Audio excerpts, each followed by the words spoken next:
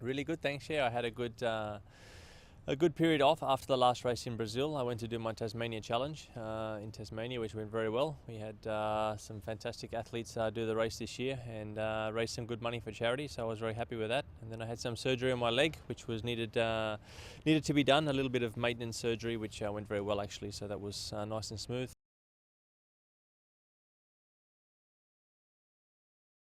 Well, I think that the RB9 is a good step again from last year's car. It's an evolution of the RB8. So Adrian is massaging, along with his technical team, the car along into a condition which we understand well. That's the first thing. We have to understand what the car is doing from a simulation perspective, and then also on the racing track. So that's given us a lot of confidence to hit the track running with a good feeling with the car immediately. Also operationally, I think it was the best start to the season we've had from a testing perspective, especially in Jerez.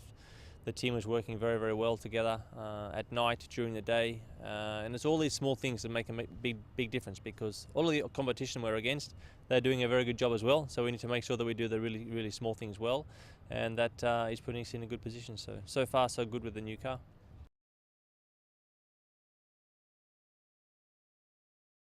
The Pirelli tyres this year in 13 are changed again, mainly on the front of the car. So there is some differences there that we have to understand. All the teams are in the same boat, so we will learn some things even when we go racing. Of course, we get as much data and information as we can in terms of testing, but when it comes to racing, we need to understand a bit more about the tyres. So this is one of the bigger challenges outside our own team, if you like, because we can control the things inside the team, but this is obviously a product from outside which we need to understand.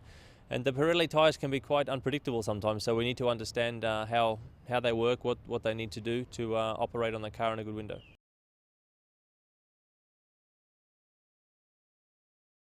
I think early in the championship, yes, it's very key that we understand the tyres, because the first 4 to 6 races will be important to have a good feeling with the tyre and understand how it's working on short runs and also on long runs in race conditions. So that's going to be very important for us to understand. On top of reliability, all the normal things that we're going to need from a team, good pit stops from the guys, all the things procedurally that make us a strong team and have been the best team in the pit lane for the last 3 years.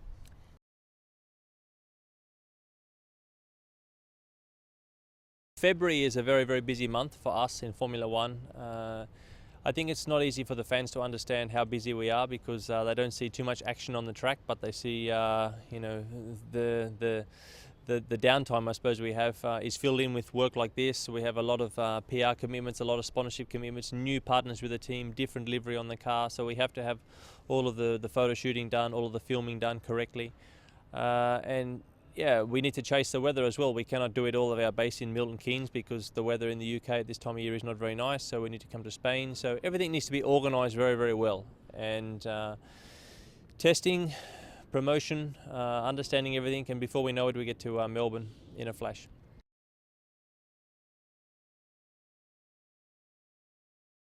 I think that the car will change before we get to Melbourne. Yes, it's normal that when you put the car on the track for the first time, it's really just to get the car on the circuit and check some really, really strong systems checks, let's say, temperatures and all these type of things, on some changes where we might have packaging things a little bit differently. But then when it comes to performance, of course, then you will tighten the envelope of the car a little bit more when you start to get more focused towards the first Grand Prix. So we are mindful of that in February. We know that that's definitely the case, so we're not going to lose too much sleep on what we're doing in the first part of winter testing, because even if we're strong, we're not getting excited. Even if we're weak, we're not too worried, because the season is long, and we need to start for sure in a competitive situation the first Grand Prix.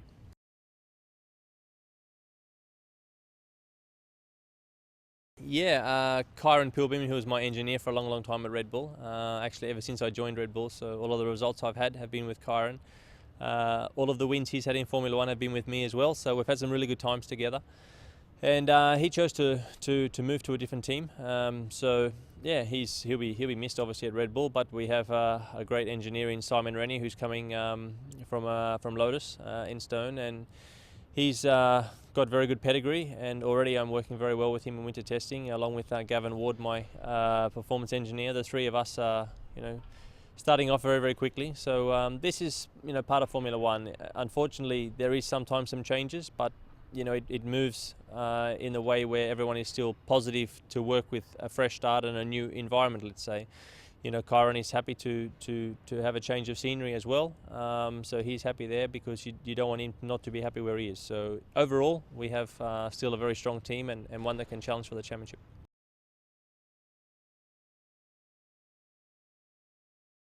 I think that, as you say, it's very unusual for a driver to be in a team for so long. 7 years in one team is something which happens fast. That's the first thing. It happens very, very quickly.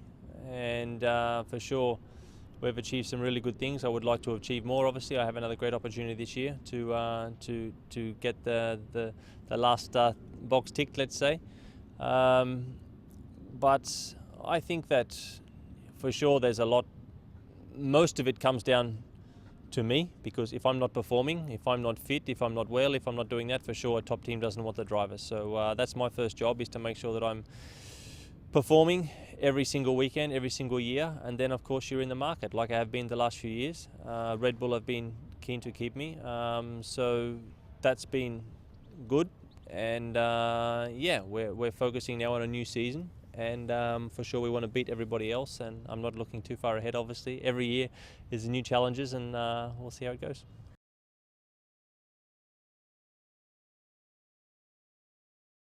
Yeah, the feelings I have for the Australian Grand Prix are ones which, I've been on the podiums at most tracks around the world, but and winning in quite a few circuits around the world, but in Melbourne is one which I would for sure like to add to that. I really enjoy driving at the track. It's not a track that I dislike. I enjoy driving there. The atmosphere is fantastic. The people of Australia love the Grand Prix there. For sure there's a few people that aren't motor racing fans, but in general everyone is very excited to have a world-class international event in Australia.